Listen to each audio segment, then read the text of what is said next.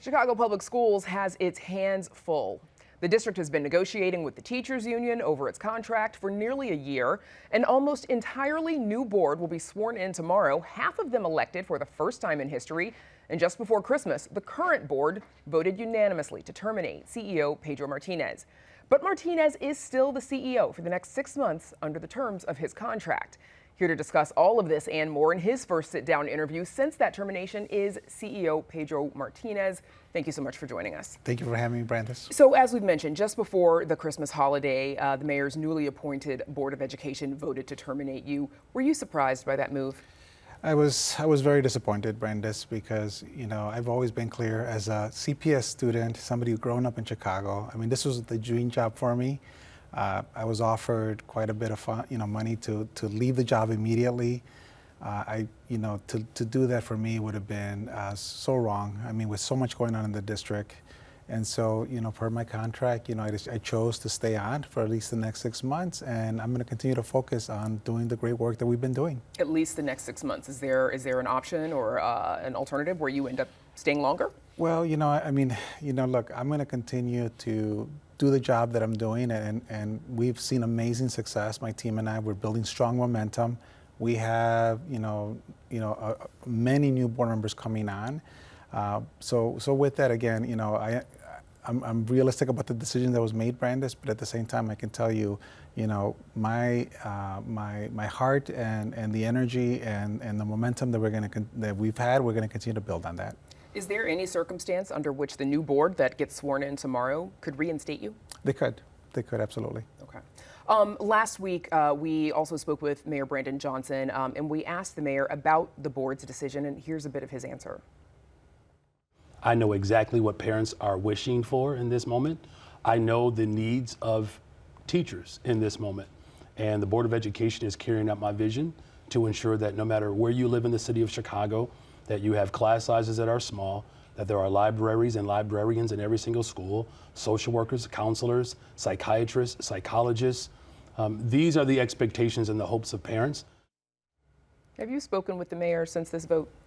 I have not, Brandis. In fact, we haven't spoken since really last summer when this really whole ordeal started. By the way, self-inflicted, because when you look at all the work we've done, nobody has invested more in our neighborhood schools than myself and my team. We're seeing the greatest success we've ever seen with our black students. We're #1 in the country in recovery, academic recovery for our black students, #2 in the country for our Latino students, and we've done it through an equitable lens, very aligned around vision.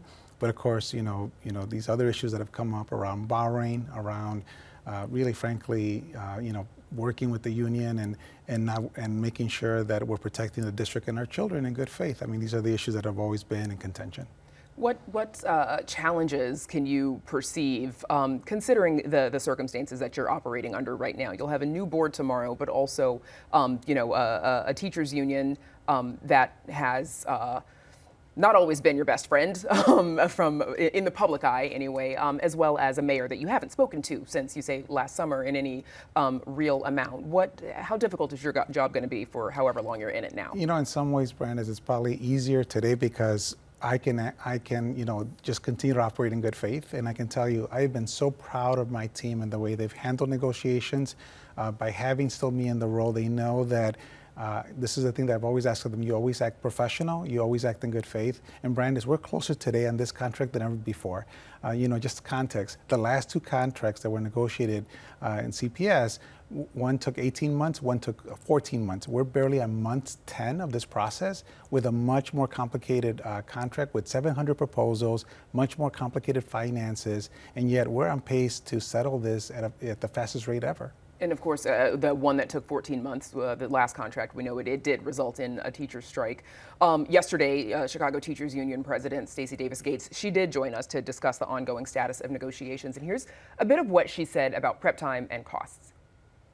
That's the same thing that our members want to do. They want to prepare to receive the young people. So all of what we're talking about is doable because we have the time already in our schedule. We do not have to marginalize instructional time. We can do this work. These are non-economic. So she says non-economic. And it sounds like, you're only 1% apart really on salary raises for teachers, whether it's, 4 or 5% raise. CTU is also, though, calling for librarians, nurses, additional prep time, fine arts instruction. So there is a bit of economics in all of that, but is all of this unaffordable for CPS? So Brandon, again, more context.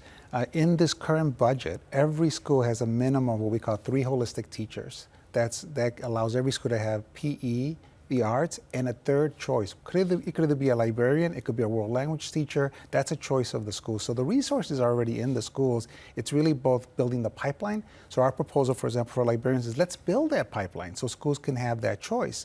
In addition, when you think about planning time and prep time, our teachers receive the highest amount of planning time in the country among large urban districts, over 330 minutes per week, more than an hour per day.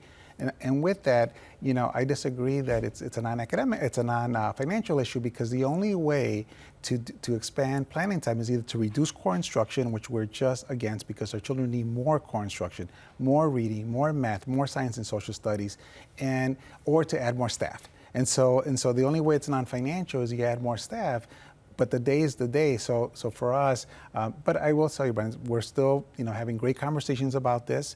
We're having, and every proposal that was provided to us, we've given such a thoughtful response. And by the way, what we're doing is really understand what the real problem is. So for example, teacher evaluations. There was a state, a survey or a study that was done that said that that some of our teachers that really struggle, especially in our highest poverty schools, especially our Black teachers. We looked at our own data. Our retention rate for Black teachers is the same as our white teachers, 92%. What we did recognize within, and by the way, less than 1% of our teachers were affected by teacher evaluations. What we did see, though, is that teachers that work in high poverty areas, which tend to be our Black and Latino teachers, they do struggle more. So what we propose is let's provide more support for our teachers. Let's not lower the expectations or the standards, because what's a parent going to say, Brandon, is when their children's not at grade level just because they live in poverty, and we're saying to them, well, the way we're going to solve it is we're going to lower the standards for our teachers. No, we provide more support for our teachers as well as our students. Well, and I think CTU, though, might say that schools should not have to choose between a librarian and a world language instructor or some other fine arts teacher, that they should have both and a librarian. So again, that's the minimum, Brandon. So our larger schools have 8 holistic teachers. And so what we believe in, and this is a philosophical difference, we believe the local school councils, parents, the teachers at the school, along with their principal, should make that decision. And so that's really the difference, but the resources are there at the school. CTU argues that the district has more than $1 billion in reserves, but yesterday during a press conference, you and your team explained the district only has about $66 million in reserves, that for fiscal year 2025, you've got $817 million in debt service payments alone, and of course, projected annual deficits approaching $1 billion as we get closer and closer to the year 2030. How did we get here? Because it does sound a bit familiar to about 8-10 years ago when the district then had $1 billion deficit. Yeah, so Brandon, back in 2015, 2016, the district went negative in cash $1 billion. And because they were so worried about, vendors not providing services, us going bankrupt, they changed some accounting rules that allowed them to cover that up. And so we're still living with that today. And so the only reserves we really have is what we have in the bank, which is $66 million. That's what we ended the year with. With that, I also, as we look at our, we've been very transparent about our deficits. We have a structural deficit of $500 million. Brandon, we've never allowed it to get bigger than that. And even with the COLA proposals, it'll get a little bit bigger, but not much, because we know that there's a revenue source.